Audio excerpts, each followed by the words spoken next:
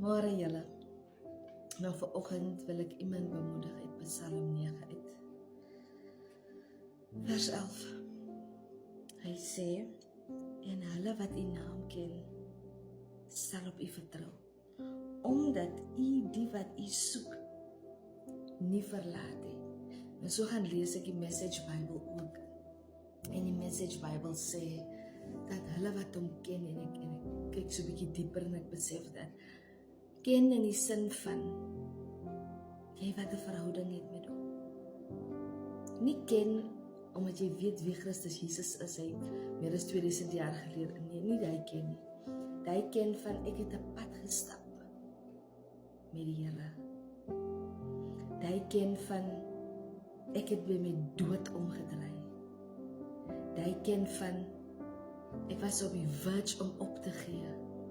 Die ken van, ek het die hand van die Here ervaar.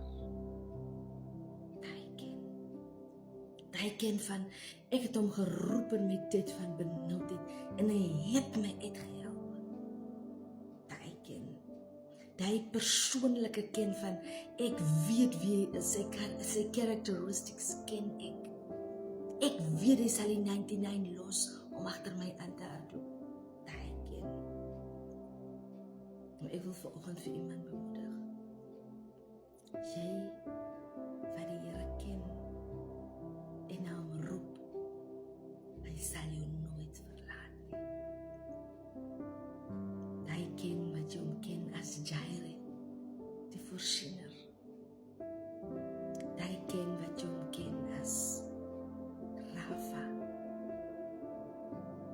die een wat genees, toe ons gedink het daar is hom jou op nie.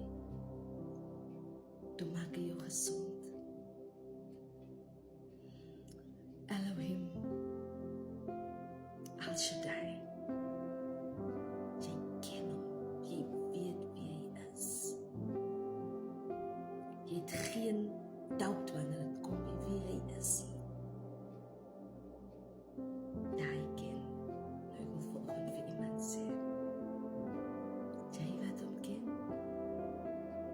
hy hoor wanneer hy is naby jou. Kyk jou pad langs, kyk hoe hy jou gedra. Hy is dieselfde en hy sê 'n mens dat hy sal leef.